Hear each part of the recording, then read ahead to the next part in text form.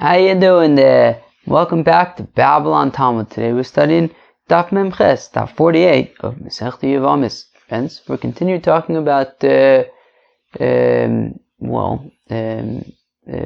related to kind of the conversion stuff that we were talking about yesterday. So now we talk about avodim and things like that. So friends, let's Eved Kanani is becoming Yidden, right? Because we had said yesterday that, just like a proselyte goes to the mikveh, so also a Canaanite slave, when he becomes free and he becomes a Yid, so he goes to the mikveh.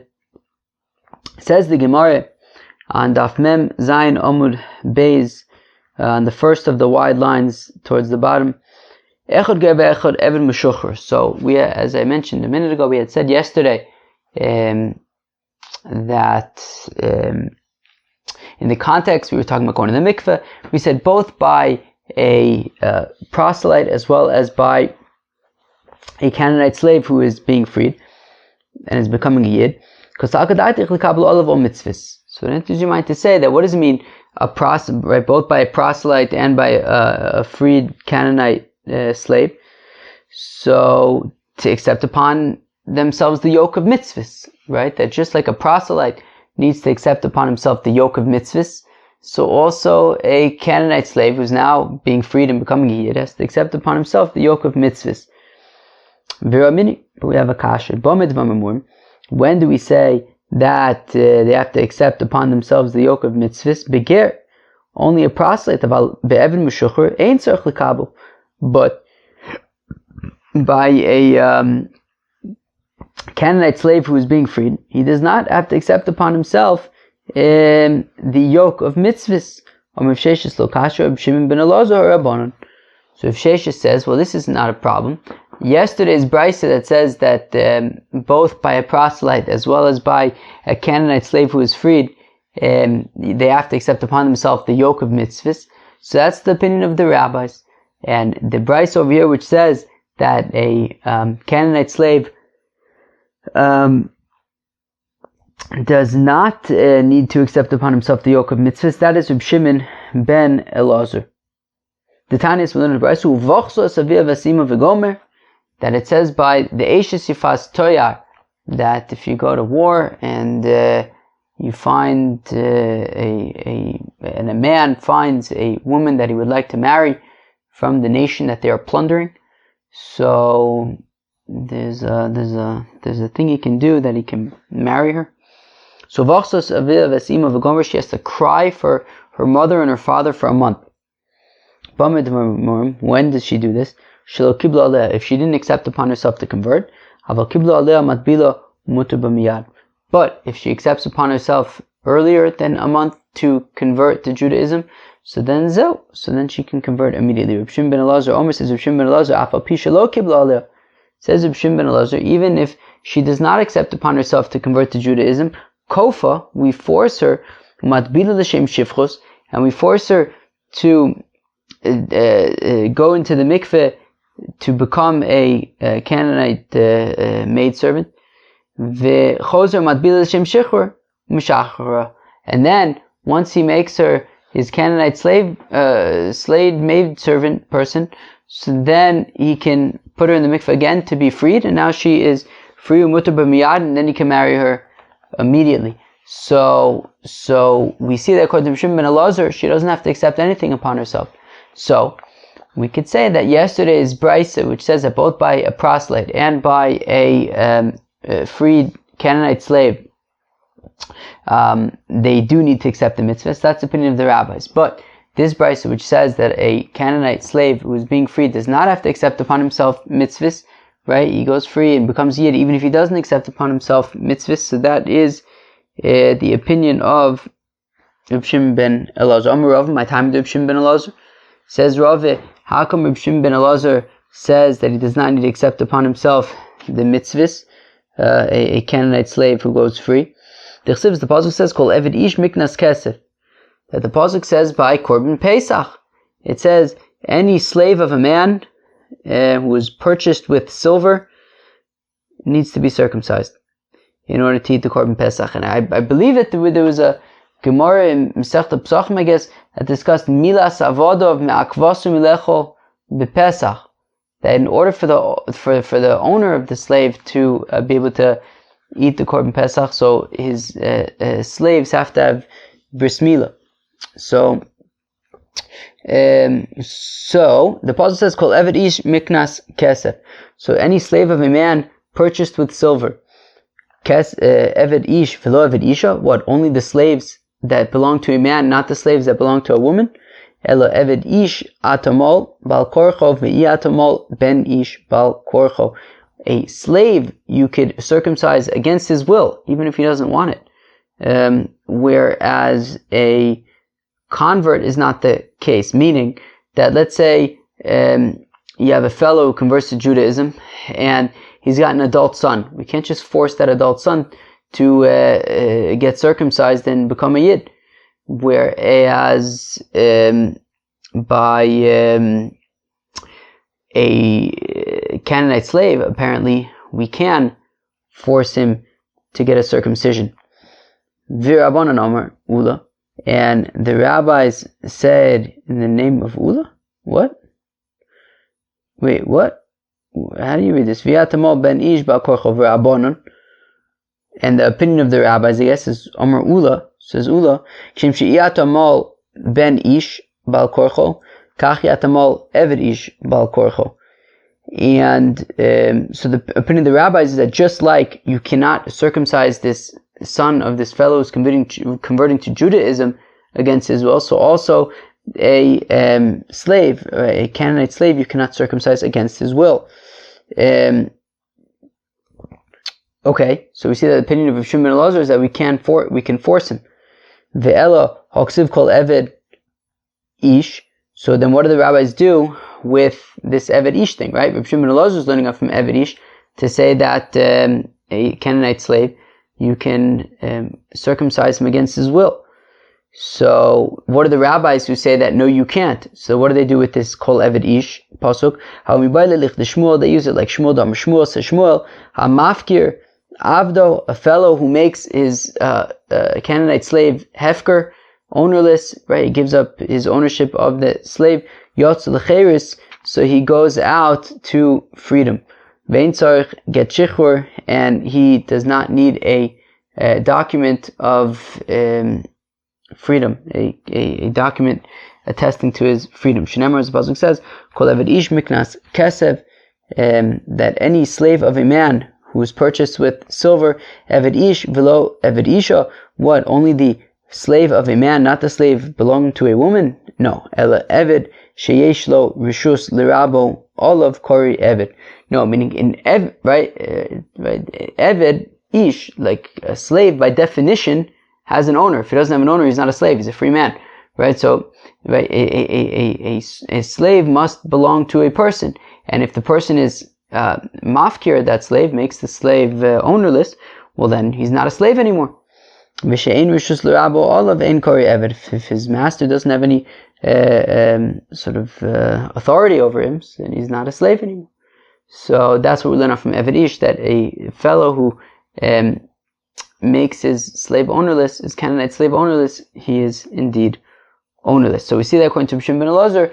I guess the idea is that just like you can force this fellow to get a circumcision, so you can also force him to go to the mikveh and become a Yid, regardless of if he accepts upon himself the mitzvahs. Okay, Maskafler Papa asked the kasha. Emu the shamas luhulir abonon bifastor de lo shayche b'mitzvahs. 1 second. Maybe I'll make the argument that, when it comes to a Yefas Torah, right? That was the pasuk where the rabbi said that if she isn't into to gerus, then you wait a month. So that's where we say that you wait a month, right? That if she doesn't want to convert, so then you have to wait a month. But if she converts before then, if she's willing to convert before then you can do that sooner. But that's dafka by a Eisha Sifas Torah. De lo shaycha b'mitzvahs, that she was never introduced to mitzvahs before, right? She doesn't have any experience with mitzvahs. Aval eved the shaycha b'mitzvahs, but a Canaanite slave who's going free, who has been sort of this quasi-Jewish status for a while, and he's been chayiv in mitzvahs, and the same level that a Jewish woman is chayiv in mitzvahs. So I'll say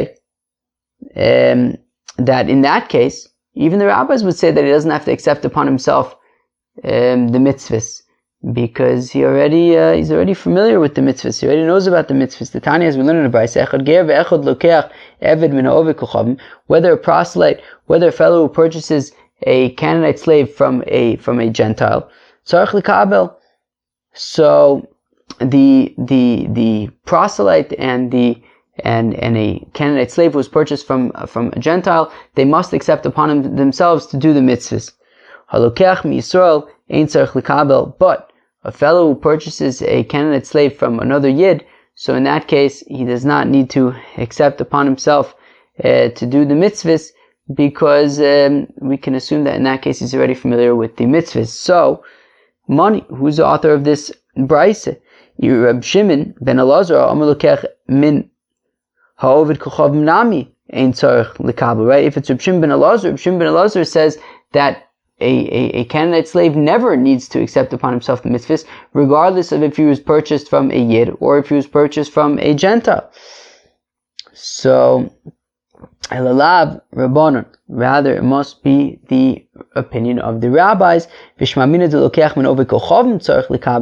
that when he purchases from a Oved Kochavim, so he needs to accept upon himself the mitzvahs. Aval lokech misol ein tzarich lekabel. But if he purchases this Eved from a Yid, so then the slave does not need to accept upon himself the mitzvahs. Well, if that's the case, well then how do we understand that the Brayse from yesterday? It says that both by a proselyte and by a freed slave, they have to accept upon themselves the mitzvahs.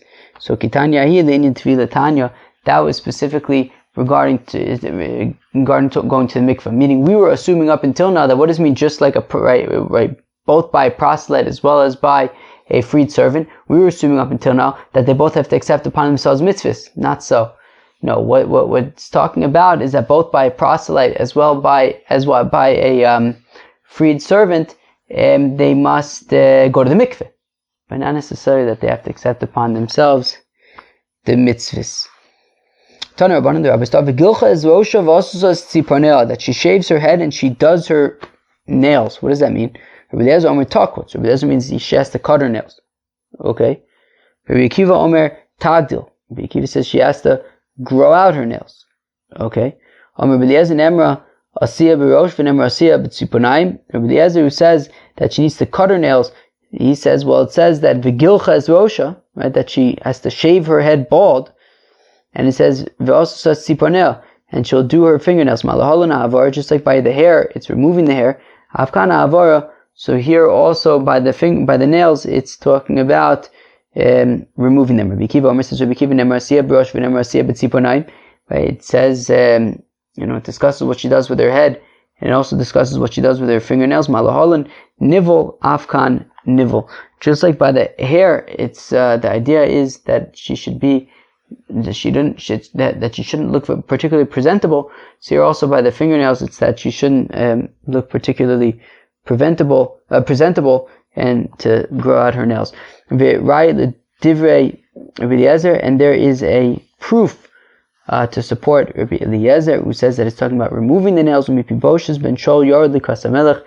Mepiboshes went towards the king. Lo osa raglav lo osa sfamo. He did not do his feet and he did not do his mustache. Mayasiya havara. It means that he didn't cut his nails and he did not cut his mustache.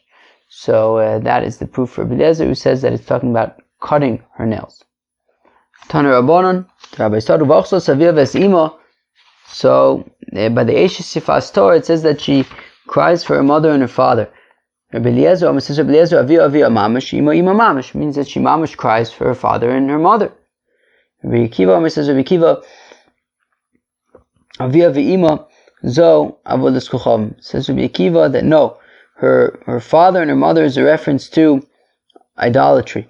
Similarly, it says Omrim Loitz Oviata, that they say to the tree, "You are my father," Vigomer, which is silly, and it's like an idolatry reference. Yerach Yomim, for a Yerach Yomim, what does that mean? Yerach Shloshim Yom, 30 days.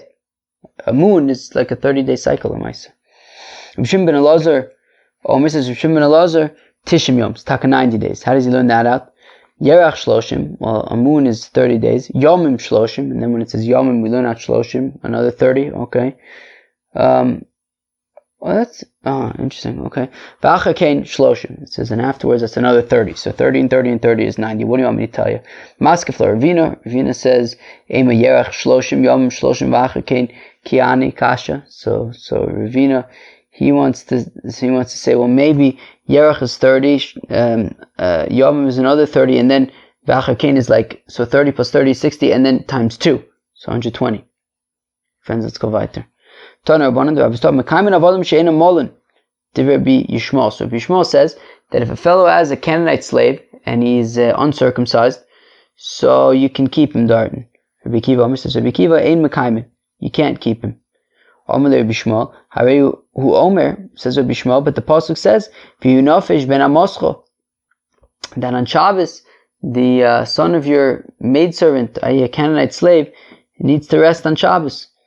And we're going to see in a minute that that's specifically a reference to an uncircumcised Canaanite slave, and we see that he's resting in your property, I guess, in your possession, property, I don't know, on Shabbos. So we see that, right, that you can have an uncircumcised Canaanite slave. All right. So Rabbi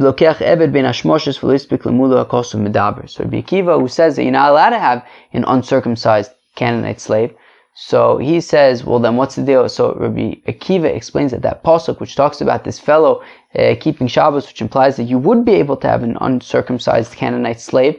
So Rabbi Akiva says, oh, that's talking about where you purchased the fellow right before Shabbos, ben hashmoshes, and there was no chance to circumcise him.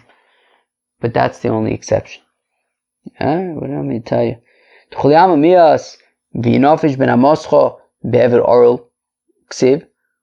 both Rabbi Akiva and Rabbi Shmuel seem to be on the same page about the fact that when it says V'inovish ben Amoscho, that this Canaanite slave is going to rest on Shabbos, it's talking about an uncircumcised Canaanite slave. My mashma, how do we know this? The Tanya is within the Brisa of V'inovish ben Amoscho, that the son of your maidservant will rest. It's talking about an uncircumcised Canaanite slave. How do you know it's talking about an uncircumcised Canaanite slave? Maybe the Maisa it's talking about a circumcised Canaanite slave. When the pasuk says, so that your slave and your maidservant rest like you, that pasuk is talking about a circumcised Canaanite slave. So then what do we do with the pasuk that says that the son of your maidservant will rest? That is talking about an uncircumcised slave, Canaanite slave. Ve'ager, zeger toshav. When it mentions the ger, it's talking about a non-Jew, like a resident alien, I think is what it's called. It's a fellow. He's not Jewish, but he accepts the Shev mitzvahs b'nei Noach, and apparently, I don't know, it's unclear. Something shayachim on Shabbos. Maybe, it could be that he doesn't do work for Yidden on Shabbos, or maybe there's some kind of something connected to Shabbos there. How do you know that this is talking about a resident alien? Maybe it's talking about a proselyte. When it says when the pasuk says, and the proselyte in your midst, that is talking about a proselyte. So what do we do with the pasuk that says, and also the proselyte? That's talking, and also the ger. It's talking about a ger toshav, a resident alien, that he is somehow connected to Shabbos as well. Omer Bishub ben Levi, says Bishub ben Levi, a fellow buys a Canaanite slave from a Gentile, and this Canaanite slave, circumcision was not for him. Megagal imo ad yud beis chodesh. So you can wait for up to 12 months. Lo mal, if he still hasn't changed his mind, chozer moch lov de kochom. So then you sell him back to a Gentile. The rabbi said this before Reb Papi. Kimand lo ki Reb Akiva. So they said to Reb Papi, it sounds like this is not like Reb Akiva. The Reb Akiva Omer imekaymen. Reb Akiva says that you're not allowed to keep an uncircumcised Canaanite slave around. So certainly this price, it can't be Reb Akiva, because how could he be around for 12 months? Omer Reb Papi afilu teim Reb Akiva. Reb Papi says you can even say to Reb Akiva animile, when we say that you can't keep him around, that is where he never indicated that he was willing to convert to Judaism, right? He never indicated that he was willing to convert to Judaism, and he refused the circumcision. So then you can't keep him around. But if at some point he had been amenable to conversion to Judaism and circumcision, so and then he changed his mind, maybe he didn't quite realize what circumcision was. Akoponim, once he indicated that he was amenable to converting to Judaism, so we keep him around for 12 months. Omer Rav Kana, says Rav Kana, I said this before, I said over the sugyan before Rav Zvid minardo. Omer le, and he said to me, if that's the case, and for the Gemara, so Rav Zvid asked, right? So Rav Kana said, he said over the sugya to Rav Zvid minardo. Rav Zvid minardo asked, he says, but one second, we had that situation with Rabbi Shmuel and Rabbi Akiva, right? Rabbi Shmuel says that you are allowed to keep around an uncircumcised Canaanite slave. Rabbi Akiva says you're not. Rabbi Shmuel then asked Rabbi Akiva, he says, what about V'inofesh ben Amoschov ve'ager, right? That an uncircumcised Canaanite slave needs to rest on Shabbos, i.e. you're allowed to have an uncircumcised Canaanite slave and he needs to rest on Shabbos, to which Rabbi Akiva says that's talking about because he purchased the fellow right before Shabbos, there wasn't an opportunity to circumcise him. So now, Rav Zvid minardo's kasha is, why did Rabbi Akiva have to answer that it's talking about where he purchased the fellow right before Shabbos? Can't he just say that it's talking about this fellow who was initially amenable to converting to Judaism? So the Gemara answers, Chadam mitrei taimei kamer. Look, enochinami. Rabbi Akiva could have answered that, but he could have also answered that he purchased the fellow right before Shabbos, and he just gave one of the answers. But yeah, you're right. He could have also said that the fellow was amenable to it initially. Shalach Rav mishmed Rabbi Eloi. So Rav, in the name of Rabbi Eloi, sent v'chorabosai amruli, and all of my teachers, I guess says Rav, and said to me, Mishmo, in his name of Rabbi Eloi, Ezu eved orosh mutar l'kaimo. Who is an uncircumcised slave that it's permitted to keep him around? If his master purchased him under the condition that he does not get a circumcision, so you can keep him around. The rabbi said, the rabbis were before a papa, and they said this to him. They said, well, this must not be like Rabbi Akiva. The Rabbi Akiva, Rabbi Akiva says that you can't keep him around. And over here we're saying that if you purchased him under the condition that you're not going to circumcise him, then you can keep him around. Rabbi Papa says, look, you can even say it's Rabbi Akiva Nemile Heicha Delo Asni Bahade. When we say that when Rabbi Akiva says that you got to get rid of him, that's talking about where he didn't make a stipulation. But if he made a stipulation that he's not going to get a circumcision, so he doesn't have to get a circumcision. Omer Kana says of Kana, Amisa the Shmai Tekama de Zvid min Ardoyo, says of Kana that he said over the sugya before Zvid from Nardoyo. Omer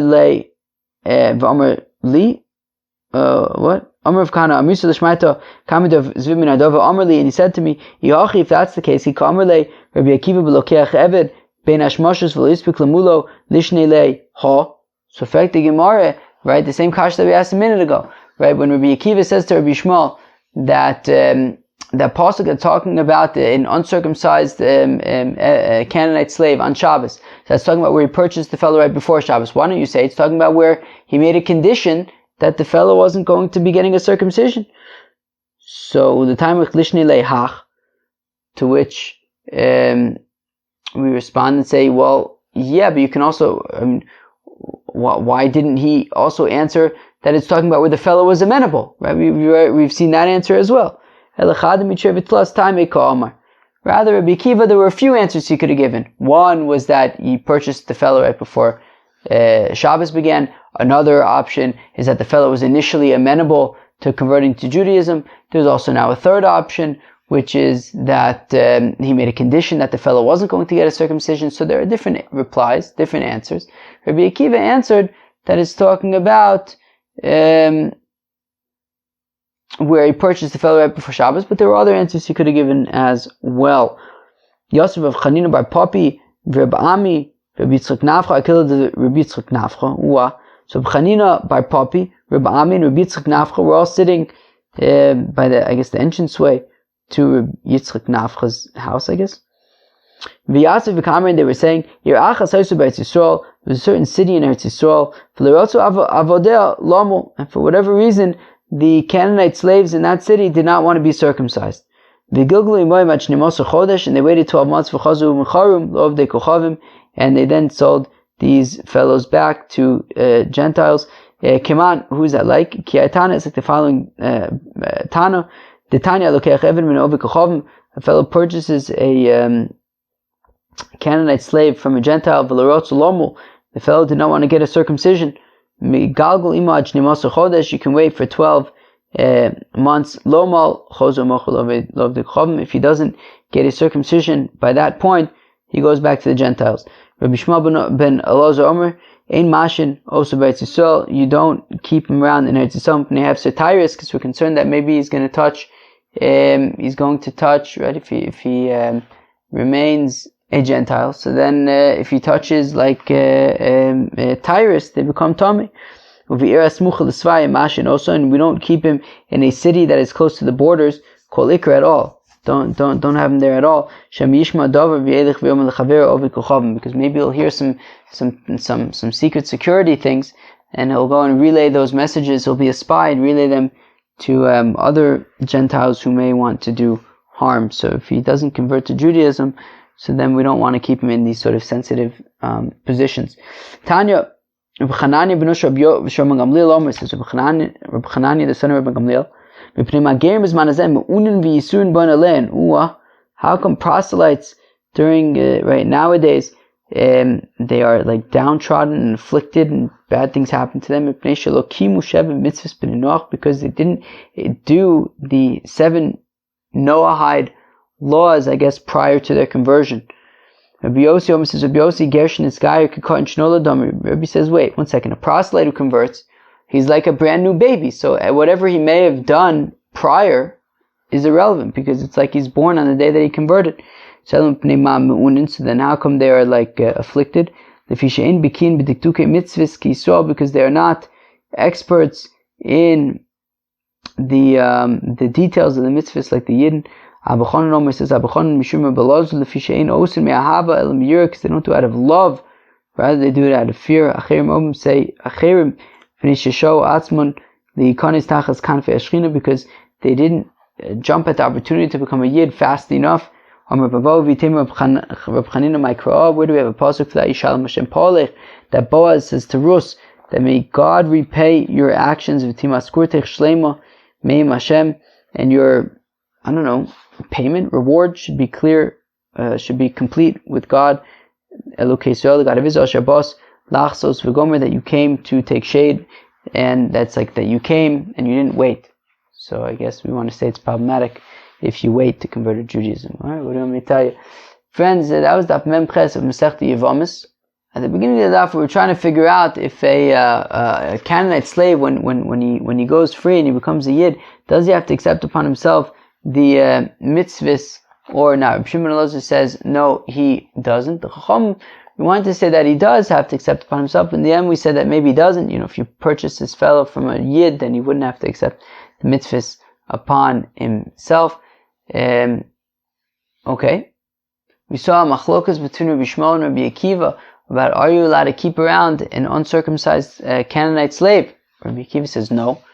Rabbi Shmuel says yes. Okay, let me tell you. Friends, that was Daf Mem Ches. Yevamos. I hope you enjoyed. Peace out.